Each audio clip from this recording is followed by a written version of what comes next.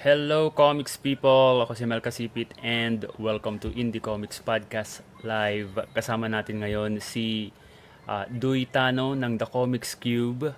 Hello Dui, welcome to the show. Hello, comics people. Hello, Mel. Kamusta? Okay naman, okay naman. Ayan. So, Hindi naman maingay background ko. naririnig ko ng konti pero mas naririnig yung boses Well, so okay yun. Okay na okay, yan, huwag mo sige. nang i-adjust. Oo. O, hindi ko na i-adjust ha. Sige. Okay na yan.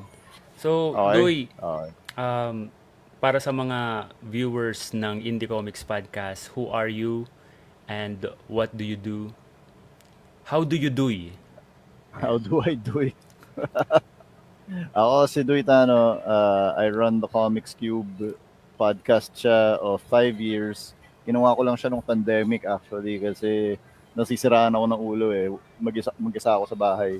So, nasiraan ako ng ulo. I really just wanted to talk to people. So I found an excuse to talk to comics creators, etc. Mm-mm. In my day job, my real name is Jose, and I work in data and analysis. And dati taga Nielsen ako, so I would study a lot of media trends, mga ratings, yung mga ganun. Um, so ayun. And the Comics Cube is a channel on YouTube that uh, focuses on interviewing comics writers and artists, such as Mel Kasipit. Ako yun. Oo nga. Ayun. Yan. So, ano pala siya, pandemic siya nag-umpisa. So, nabobore ka sa bahay. Uh, Kasi yung IKP nagsimula siya before pandemic pa. Nag-ano pa kami noon, pumupunta pa ako sa bahay ni Kong. Tapos doon kami nagre-record, doon pinapapunta namin yung mga guest doon. Tapos nung pandemic, nag-switch kami to online kasi wala ka namang choice eh. Online lang naman talaga ang pwede nung time na yun. Um, Tama nga. No. sino yung mga gines mo na hindi mo akalaing maigigess mo sa The Comics Cube? At first kasi suntok sa buwan lang.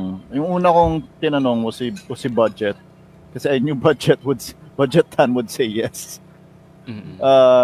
Kasi ganito, the reason that I'm interviewing a lot more Filipino creators today is kasi nung nasa previous job ako, may restriction kami sa trabaho, which was I could not promote Filipino media. Parang kasi may mga kliyente ako na media companies.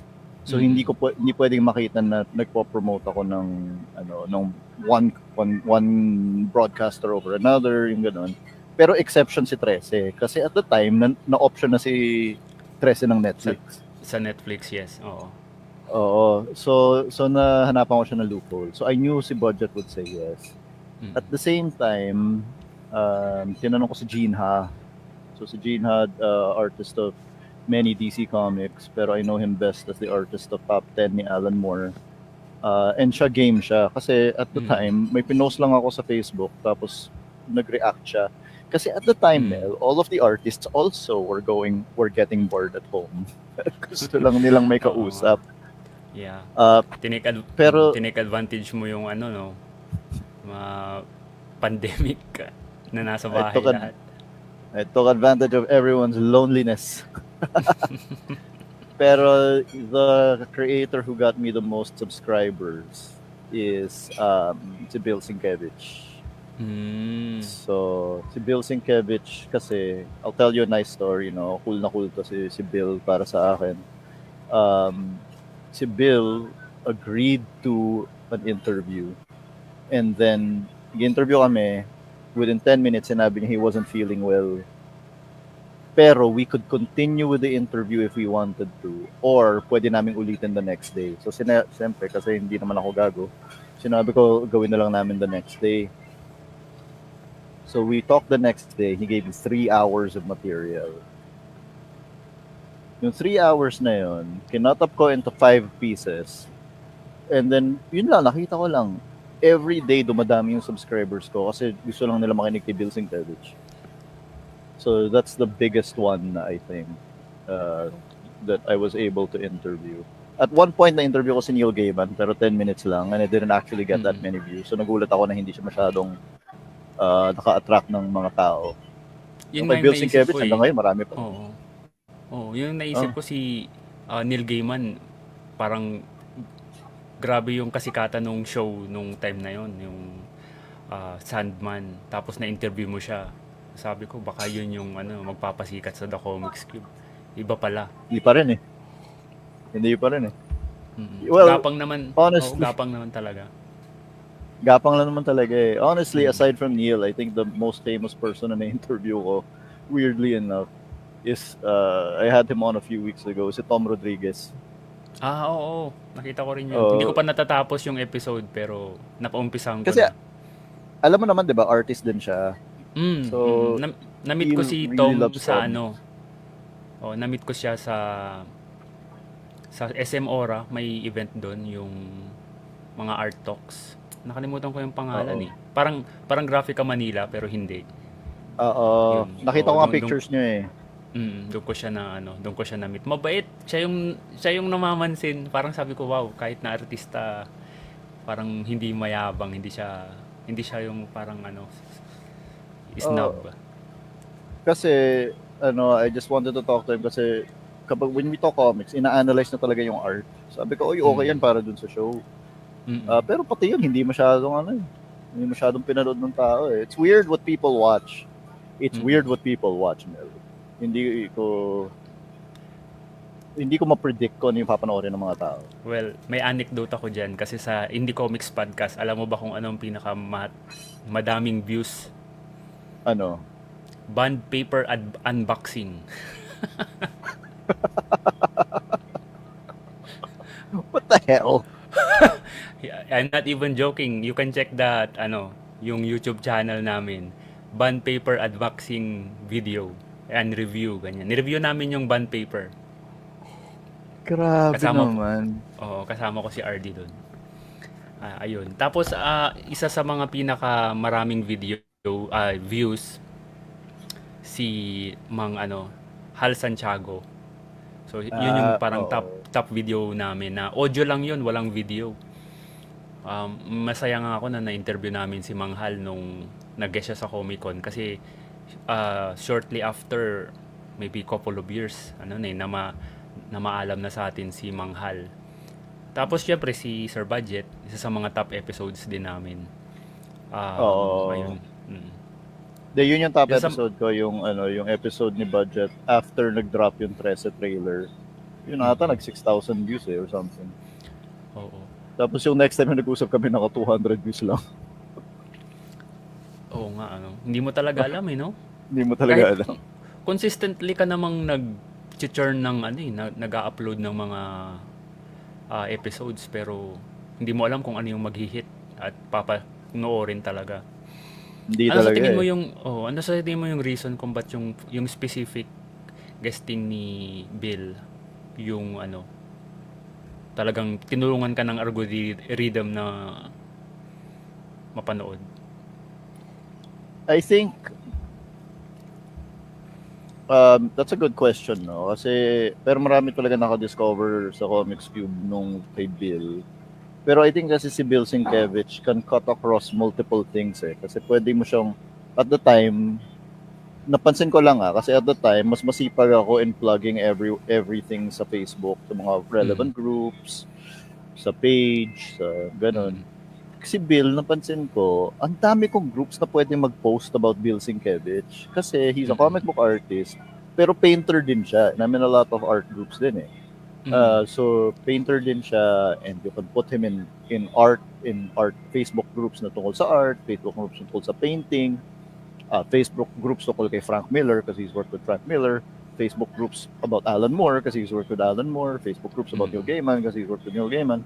So talagang ang daming pwedeng places na ilagay siya, to the point that for 3 days Facebook banned me from posting in groups.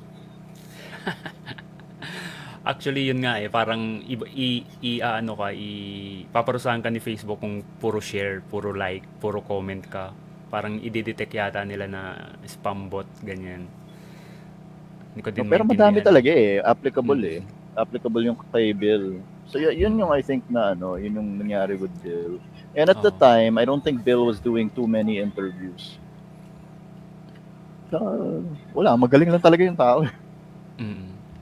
What about yung iba mong mga in-interview? Paano mo sila in-approach? Sa Twitter? Sa email? Referral? Most of them sa Facebook. Si Neil Gaiman actually.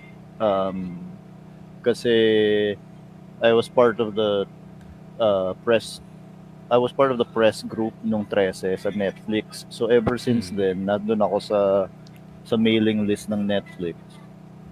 So nung lumabas yung Sandman, kinontak nila ako, do you want to interview Neil Gaiman? Sabi ko, oh syempre.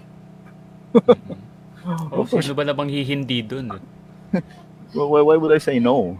Tapos, ayun. Pero for the most part, mini-message ko lang sa Facebook. At for the most part naman talaga, ano sila eh. Kayo actually. Excited naman kayong to join and to promote your work and to talk about art. Diba? Mm. Kasi, I think Sa what lahat ng makes me mga ano, different is, sige, go. Ay, sige, ikaw muna, sorry. I think what makes me different lang kasi is, sa totoo lang, I don't know how to interview anyone. So, parang nakikipag-usap lang ako. Alam mo yun, parang, kung saan mapunta yung usapan, doon ako pupunta. Ganun din naman ang IKP, walang preparation yung mga interview namin eh. Mga Oh, yeah. early episodes, puro nga kami tawanan eh. Ganun yung the Joke best. lang. Mm. Ganun yung the best. Mm. Mahirap din kasi kapag ano, yung very predictable yung flow ng story. Parang boring din siyang ano, pakinggan. Ang gusto ko kapag nakikinig ako ng podcast, if I'm the audience, papakinggan ko ba yung episode? Ganun yung mindset ko eh. Oo. Mm. Do I feel like nandun ako sa usapan na yun? Mm. Yeah. Sa lahat ng mga na-interview mo, si Bill ba yung favorite mo? O may specific kang favorite pero hindi siya as popular as you thought it would be? Not counting the Filipinos kasi medyo unfair kasi syempre mas kilala ko kayo on a personal Ren level. Galeno na naman? Just naman, everyone mentioned Renren Galeno. Pati nga si Renren, sawa na ata eh. pero not counting the Filipinos, I think na so there's two creators that have come to mean a lot to me. The first one is J.H. Williams. Kasi sa totoo lang, in the 21st century, favorite artist ko talaga si J.H. Williams. Ever since I saw his work on Promethea, and Promethea is my all-time favorite comic. Siya talaga yung pinaka-favorite kong artist of the 21st century. I say the 21st century kasi favorite artist ko talaga si George Perez. Okay, pero yun. So si J.H. Williams, diba, I got him on the show. We did an interview, and then nag-release siya ng bagong comic, yung Echo Lands. And then I said, would you mind kung gumawa tayo ng issue by issue retrospective? So bawat issue drop, we will go through that issue. Pumayag siya. Fast forward to 2023. 'Di ba? 2023, pumunta akong LA. Tapos, sabi ng friends, and J.H. Williams lives in Las Vegas. Tapos, sabi ng friend ko sa LA, punta tayong Las Vegas. Sabi ko, sige. So, punta ko Las Vegas. Minessage ko si J.H. Williams. Sabi ko, I'm in Las Vegas. Would you want to have dinner? So, nag-dinner kami ni J.H. Williams. At the end of the night, sinabi niya, this was fun. Mag-lunch tayo ulit bukas. Wow. So, it's really cool, man. It's really cool. May second date agad ah. Oo nga eh. Pero the second one is Jeff Thorne. So si Jeff Thorne is a writer. I discovered him while he was writing Green Lantern. The reason that I like talking to Jeff is he's just really fun to talk to. Parang kung panoorin mo yung mga interviews namin, parang performer siya eh. Kasi actor siya nung bata siya. So, talagang he's just really fun to talk to. Talagang ini-explain niya yung thought process niya when it comes to writing, etc. May one point where gumawa kami ng game where I assembled a slideshow of I think 20 characters. Hindi ko pinakita sa kanya. Tapos sinabi ko, here are 20 characters. Papakita ko sa iyo one by one. And as a writer, you have to pitch me what you would do with this character if you were given 6 issues to write this character. Putik, dude, ginawa niya ng pitch on the spot. All 20 characters. Ang galing. Talagang na-amaze ako sa ano niya, sa utak niya. Ang bilis eh. Ayun. Natanong mo ba kung ano yung ano niya, ano yung process niya, yung thought process niya so para makagawa ng ganong kabilis? Ano lang, you have to go to the core of the character and try to see what they could possibly stand for. So hindi ko na ma-remember yung matandaan yung mga sinabi niyang examples. Pero let's say he wouldn't say Cyclops because he doesn't like Cyclops. so sabihin natin si Flash. Parang okay, this person can run fast. Okay, what does that mean? Ibig sabihin, if he can run fast, then the world around him is slow. So baka palagi siyang impatient. So maybe it's a lesson in impatience. Yung ganun. Pwede, no? Oo. So dire-diretso lang. Kailangan kilala mo yung mga characters tapos based on their personality, iisipin mo ng scenario, di ba? At saka yun, naintindihan ko sa kanya. He's the writer talaga that taught me this, di ba? Kasi as fans, mahilig tayo magreklamo eh. Diba? Oo. Mahilig tayo magreklamo. Nitpick, mahilig mag-nitpick. Mahilig tayo mag-nitpick. Pero he's the writer that taught me this. Kung meron kang nitpick about a story, that nitpick is a story. Pwede mong gawang story yun. Kung gusto mong i-address yung nitpick na yun, kwento yun. So don't type it out. Don't type out the complaint. Fix the complaint. Oo, tama. Diba? Yun yung, siya yung writer. I mean, they've all basically said the same thing. Pero siya dun talaga nag-solidify yun sa utak ko. Parang oo nga, no? That's the difference between a writer and a fan. Oo. May mga writer din kasi na tamat eh. Kung ano yung mga tropes, gagatasan nila. Tas as a experienced consumer, very, very predictable na yung mangyayari at in the end, boring na yung pinapanood mo. Hindi mo na siya tinutuloy. Oo. Kaya na-appreciate ko yung naman. magandang writing talaga eh. Yeah, ito yung sinabi ko sa kanya.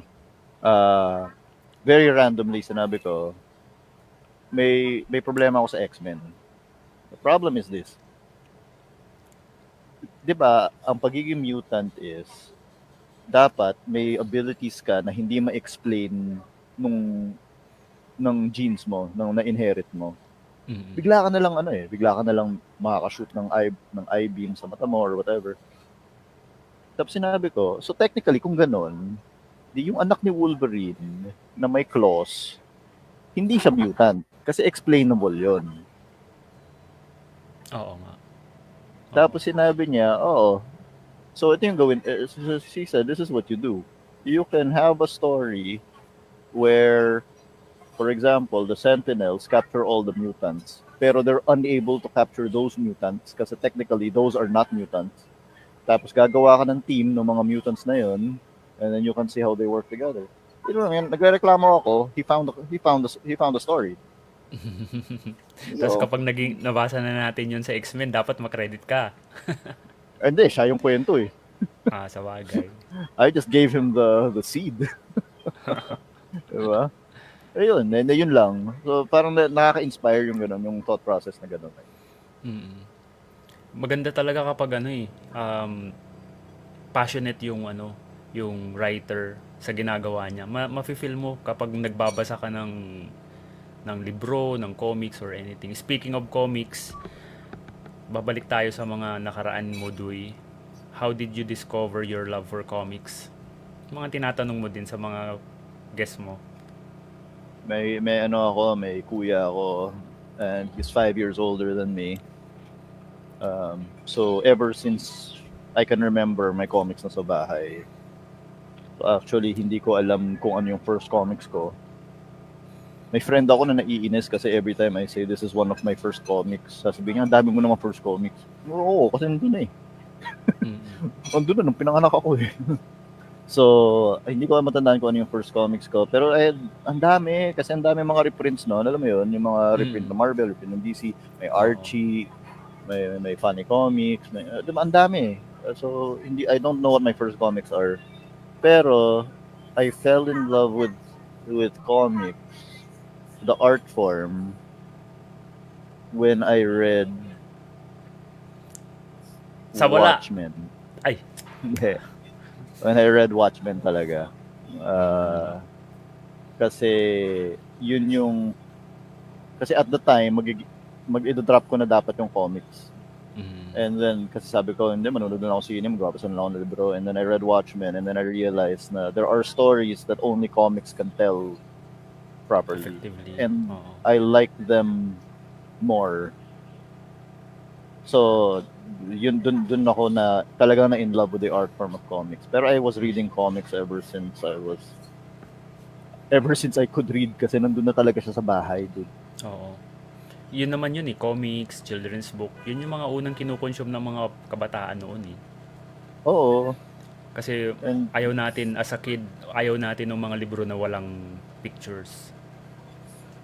dude, ang dami ko nga. I had at least 3 Bible comics nung bata ako. Sabi ni Jules, uy, si Duy. Hello, Jules. Kumusta?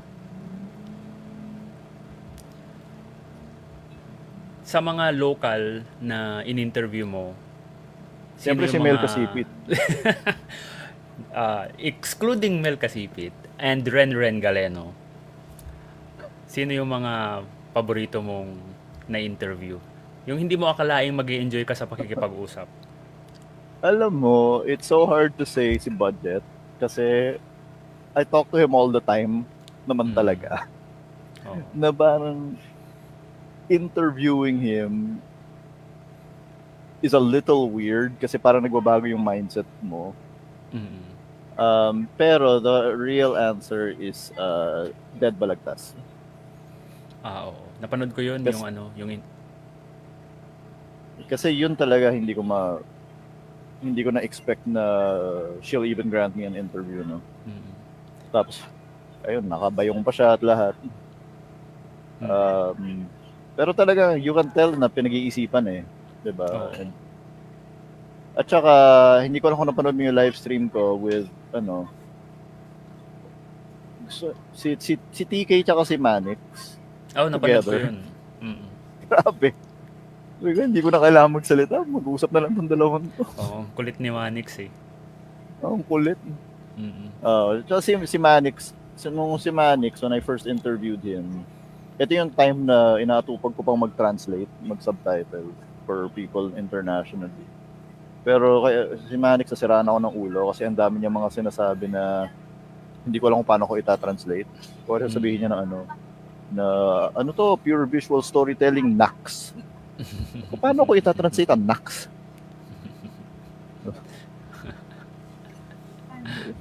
Wala eh. May mga ganun talagang Filipino isms na sa atin lang. Oo, Parang galing yung eh.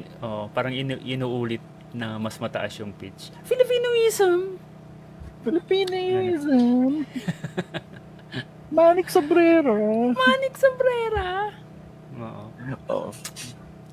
At Ngayon, saka I bakit- think na sorry, Sige, sabihin ko go. na lang since Sorry. we're talking about Manix, no. Talagang I talk sometimes minsan may mga cartoonists, and this is not to say one is better than the other pero may mga artists na makokopya mo eh, Mm. 'di ba? So for example, I think si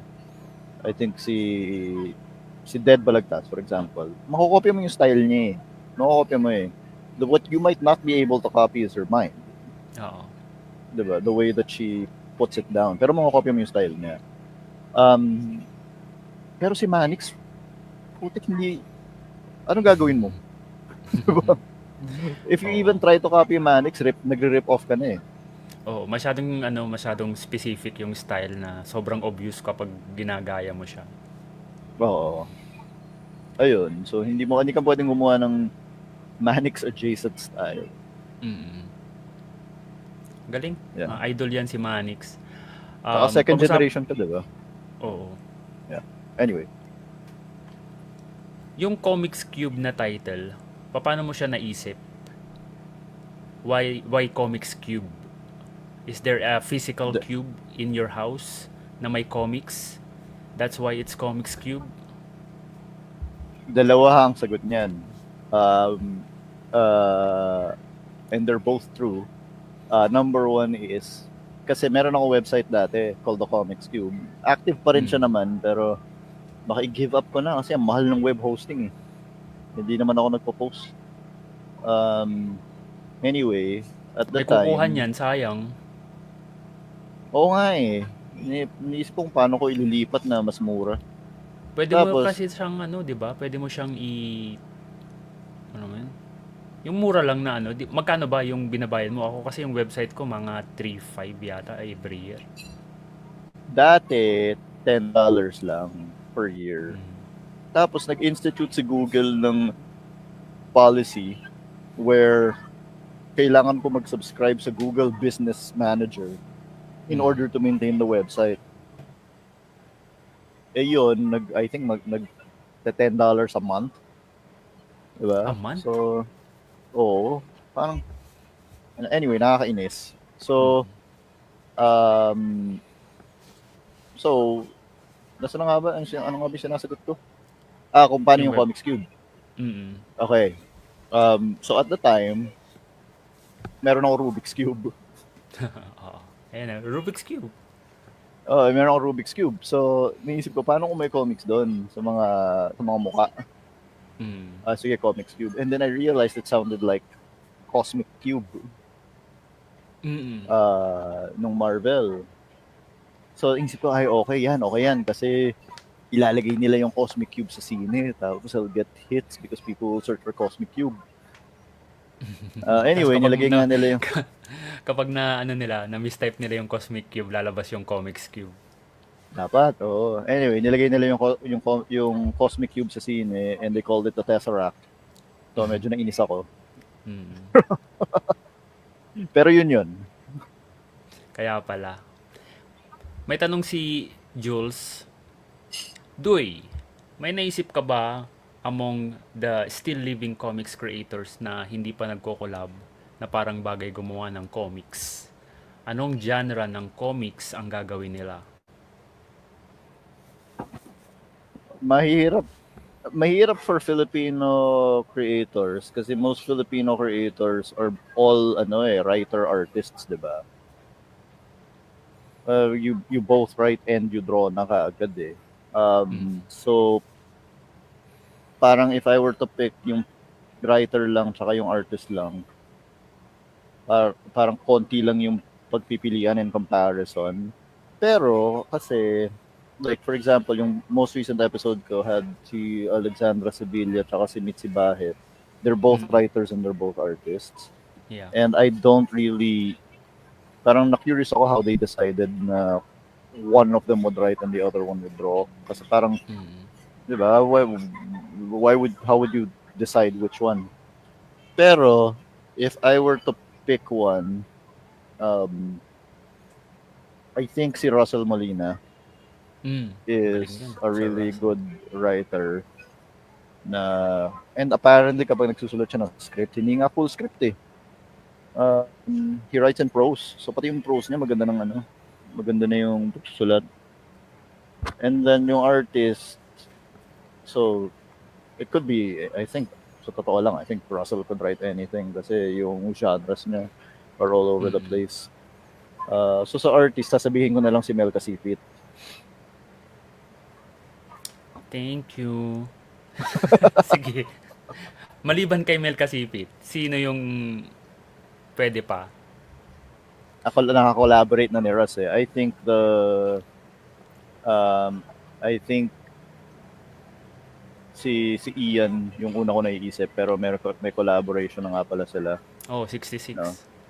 Oo. Um, Sige. So a guy whose work I've I've recently discovered na blow away ako sa art niya is si Fred Cabredo, Okay. 'di ba? Ang ganda Oo. eh. Parang Mobius Mobius yun. like eh. Oo, Mm. tapos ang laki pa. And I would love to see what Russ would write for him sa Mm. format na ganun. Kasi kung may kulang so far sa mga sinulat ni Russ is I don't think he's written anything in color. Meron ba? Oo. Wala, no? Parang wala pa. So Oo, parang wala pa. I would love to see what he can do with that. If kung bigla na siyang may artist who will work in color with him. Mm. Ayun. Sabi ni Jason Inocencio, Duy, paano mag-solve ng Rubik's Cube? Ang engot ko, di ko kaya kahit isang side A. 15 Crying years ago emoji. na yon, hindi ko na rin alam eh. Mag-YouTube ka na lang. Ganun sila, oh. Butik yung mga speed cubers ang bibilis ah. Talagang Yung iba, pum, pum, pum. blindfolded pa. Sisilipin lang ganun, oh. Oo ba? Yeah, hindi ko kaya yun. Hmm. Mag-YouTube ka na lang, okay na yan. Oh, YouTube, marami sa YouTube. YouTube is your best friend. Pero hello Jason, kamusta? Mm. Oo. May mga episode ka ba na na-inspire ka personally, parang this episode changed my life, ganyan. Nax. Manix na, Manix. May hindi naman specific episodes. I think like I said, any episode I had with J.H. Williams was really inspiring kasi I still can't believe na he treats me the way he does, no? Pero yung mga usapan ko talaga with Jeff Thorne kasi he really, and I'm not even going to say na sa lahat na interview ko si Jeff Thorne is the best writer. Pero yung mga usapan namin, doon talaga na-open yung eyes ko on the potential of writing and using your imagination. So I think that talking to Jeff Thorne specifically, talagang yun nakaka-inspire talaga. Kasi parang, ngayon kapag manunood ako ng sine tapos I see a plot hole, I don't see the plot hole anymore. Naiisip ko na lang kung paano ko aayusin. Oh, And I'm not even a writer, pero I think it makes my enjoyment of something better. Kasi, di ba? Kasi hindi na negative yung tingin ko by default. Somehow I turn it into a positive exercise. Yung kay Bill Sienkiewicz, syempre, was super super inspiring. I've actually had him on 3 times. And merong isa actually. Hindi ko alam kung alam mo yung work niya, si Grant Snyder. So of Incidental Comics.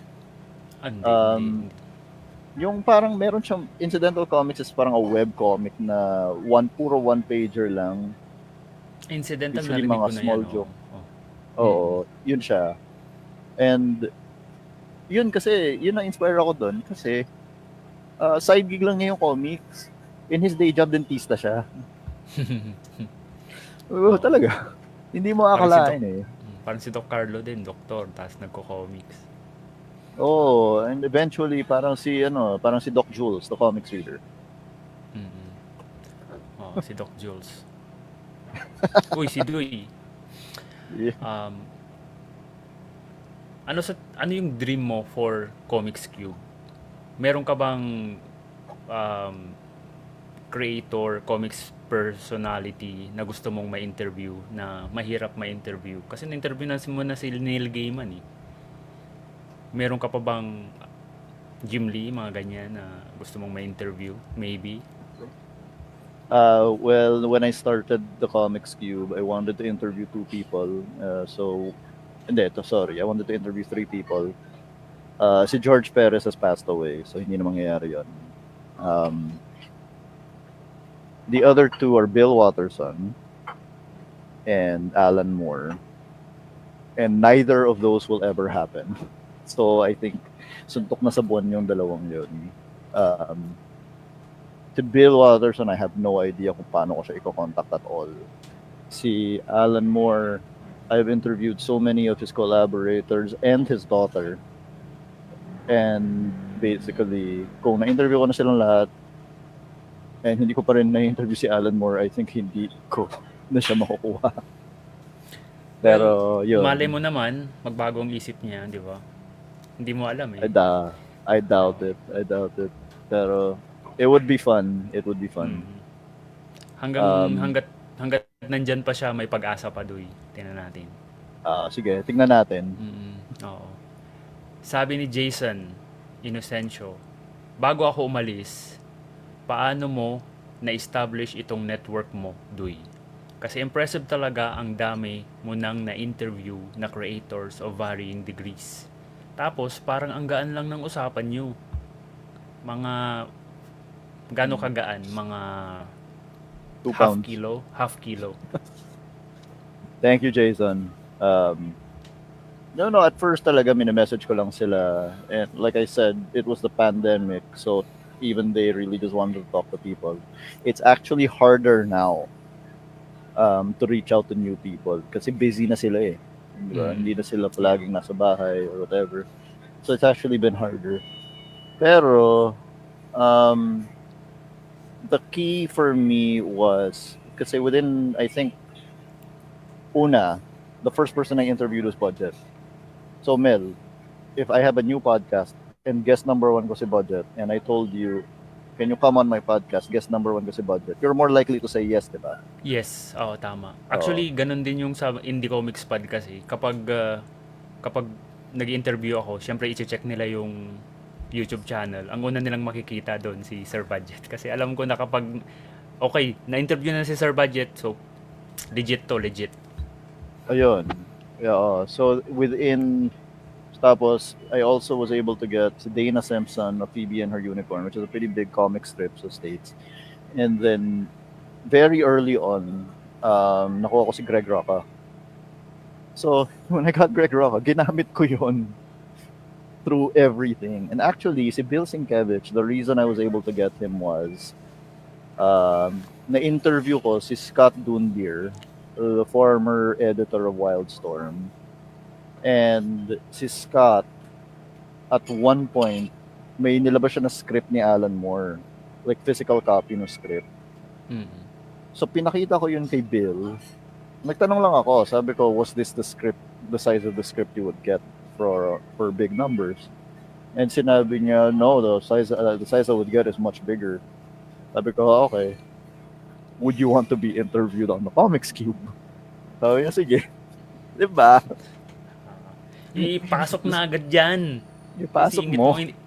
Hindi yun yung gusto kong itanong. Gusto mong mag-guess. So, pero yung pagiging relaxed around them, I think that just comes with, it helps na it's on Zoom. It helps that it's on Zoom kasi hindi nila nakikita kung gaano kinakaba, yung gano'n. Yung paa mo pala gumaganon-ganon na sa baba, no? Kasi kinakabahan ka Oo. na. Pero, follow-up question, Yeah. is there any instance na kinabahan ka talaga na ini-interview mo si person A-lister?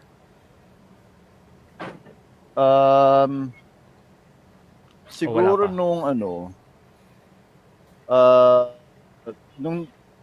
nung si Neil, definitely. Kasi the thing with Neil was, si Netflix only gave me 5 minutes. So, syempre, I wanted to ask the right question. Eh, nakalimutan ko na kung ano tinanong ko. Pero yung cool dun was, I got 10 minutes. Oo. I got 10 minutes kasi I was able to ask a second question. Before they cut me, nagtanong ulit ako. Ayun lang. Okay yun. Maganda yung usapan nyo na napanood ko yung episode mo na yun eh. Tapos tinanong mo kung pwede pa ba. Sabi niya, sige pwede pa. Sige, tuloy. Go. Ayun. Sabi ni Jules ulit, Duy, pag may pagkakataon kang ma-interview si Mike Mignola, sama ako, haha. Or mag-send ako ng questions sa'yo. I want to pick his brains. I will let you know. I will let you know. I'll let you know, Doc. Oo. So, Doy, paanong strategy mo, halimbawa, yung kausap mo, magaling na artist, magaling na comics creator, magaling sa ginagawa niya. Pero hindi lahat ng ini-interview mo kasi ay magaling magsalita. I mean, they don't express themselves freely. Minsan yung iba, hindi talaga magaling makipag-converse. Paano ginagawa mo pag may ganong kang guest? Ikaw, anong ginagawa mo? Binalik. Wala. Oo. Magano akong magtatanong lang ng magtatanong. Oo. Wala naman akong choice kasi especially live, so hindi ako pwedeng mag dead air eh. So Oo. kailangan mag-isip ako ng one step ahead, or i-feed ko siya ng mas madaling question para kapag medyo nag-heat up na, tuloy-tuloy na yung usapan. It's hard kasi it took a while to realize na dapat pala i-guide ko sila kasi 'di ba in real life, in a real conversation, kung wari nagsa-struggle ka sa words mo, it's rude of me to finish your sentence. 'Di ba? Mm. Pero sa interview, kung nagsa-struggle yung guest mo, feeling ko yun yung kailangan mong gawin. Kailangan kong mag-suggest nung kung paano tatapusin yung sentence, or parang i-guide siya dun sa parang sa tingin kong gusto niyang sabihin. Pero at the end of the day, if a person talking is, yun nga, hindi lang, ayaw niya mismo magsalita talaga, there's only so much you can do. Pero you try your best to make Oo. it. Wala kang, nandyan na eh. Wala ka na magagawa. Oh, I really wanted to I really want to make them comfortable kasi minsan naisip ko may mga questions na in the flow of a conversation I realized na meron akong pinlanong question and kailangan ko nang i-drop. Hindi na mag-work yung question na yon, di ba? Oo. Tama. Malapit na tayong mag-alas 3. So, magta-transition na tayo. Mag-alas 4. Alas 4. Oo nga. Mag-transition tayo sa tips sa mga gustong magsimula ng kanilang podcast. Well, this is more what not to do kasi na-realize ko dapat hindi ko to ginawa. Have a backlog before you start. Kasi yung ginawa ko dati was meron akong episode, tapos nag-antay ako hanggang meron ako second episode, etc. Na-upload ko sila as they came. Pero YouTube hates that. And gusto niya regular yung uploads mo. So mas okay kung may backlog ka na para may head start ka. May mga settings you can find it in YouTube mismo, no? Pero may mga settings sa YouTube that will increase your views. And ito talaga, I think this is personally my, ayoko sabing mistake kasi I don't want to correct it. Mel, I really like comics of any kind. I'd like to talk about comics of any kind. Pero I legitimately think na the fact that I will talk about any kind of comics, whether it's local comics, superhero comics, Archie, BD, mga ganon, or even some animation, it's actually hurting the channel. Kasi ang nangyayari is so yung pinakamataas na viewership ko is when it comes to superhero content. So most of my subscribers are superhero fans. And then all of a sudden, I'll start talking about, sabihin nating Archie. Meron akong Archie artist on the show. Yung mga superhero fans na yon, walang pake sa Archie. So hindi sila mag-click sa video na yun. Yeah. So bababa so paparusahan ako ng algorithm. And now I have a video that's not performing very well. Pero at the same time, I don't really want to fix it kasi I really like comics and I want to talk about all of these comics. Yeah, ganun din naman sa amin eh. Wala eh, kung siyempre kung gusto mong tumaas yung viewership mo, mag-interview ka lang ng lahat sikat. Pero hindi naman pwedeng ganun kasi marami kang makikilala at gusto mo silang makausap. So, What's the point, di ba? siyempre, Oo. oo, it's good to know na may ganyan. Pero mas priority ko yung gusto kong kausapin kung sino yung gusto kong kausapin. Tingnan mo si Joe Rogan, 'di ba? Wala naman siyang pakialam kung na sinong kausapin niya. Oo. Ah, Well, I think kung gusto mong sumikat, then ikaw mismo, yung the host, mm, has to be the reason that people tune in. mm. Ayoko nang ganun eh. Gusto ko yung star, yung kausap ko eh. Ako din. Oo. Mas natutuwa ako kapag ang kausap ko madaldal kasi hindi ko na kailangan magsalita. Mm. Konting Tsaka, push hindi. lang. Konting push lang At din. saka, Okay. between me and my guest, yung guest ko yung gumagawa ng comics eh. Anong pakinan ano sasabihin ko, di ba? Kaya nga ako nagtatanong. Mm. Yeah. Final question, Dui. Are you going to create your own comics in the future? Do you have plans? Yes, actually, in-announce ko na siya. Pero hindi ko masabi kung kailan siya matatapos because my artists have other commitments. So, sana by next week off, okay na siya. Para mabenta ko Mahaba-haba sila. pang panahon yun. Oo, mahaba-haba pang panahon. I've written 4 comics. Lahat sila short lang. As in short. Mm. As in, mahaba na yung 20 for me. 20 pages. Kasi I don't think I have it in me to write an epic. Mas gusto ko naman talaga short stories sa totoo lang. Mga done in one. Yeah. Pero one of my artists is Sam Gungun, who is the background artist for Maharlika. Yan, kilala ko yan si Sam. Mm-hmm.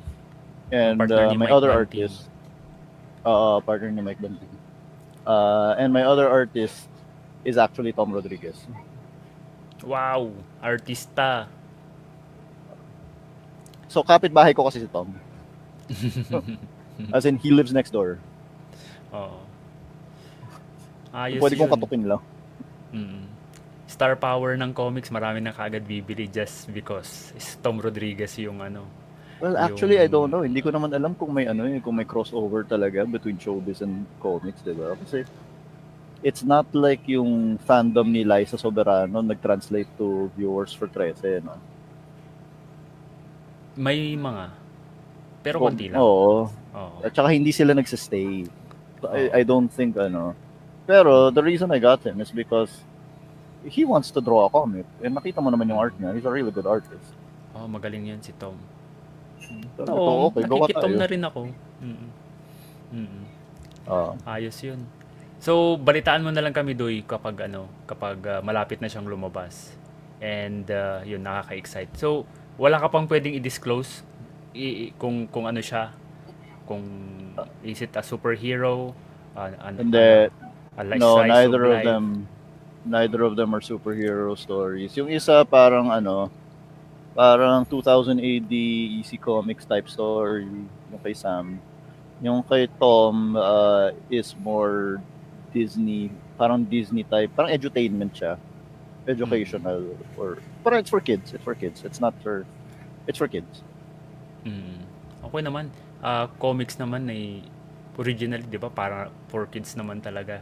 Na recently puro pang mature readers yung mga lumalabas sa local comic scenes natin. Oo. Ayun. Okay. So let's invite them to follow yung Comics Cube. Ayan, naka-flash na for the entire episode yung The Comics Cube sa YouTube at meron din sa Spotify.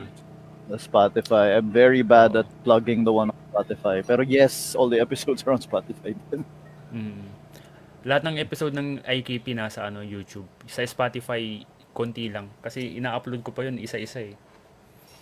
May way to batch upload Hindi ko pa siya naaaral. Oo. Sige. Pa-isa-isa lang para kapag halimbawa may lumabas. So, kung yung mga nagfa-follow sa Spotify, makikita nila. Yeah. Sige, sige. Okay. Thank you very much, Sige. Duy Tano. Ecstasy, Duy Thank you, Tano. Mel. Mm-mm. Yep. Uh, yeah. Oh, Follow Indie Comics I used Podcast. to get Follow that all the Comics time. Cube. Mm-mm. Kailangan ko lang maisingit kasi I Follow just Indie want to Comics get it out Podcast. of my system. Yan. Thank you, Comics People, sa mga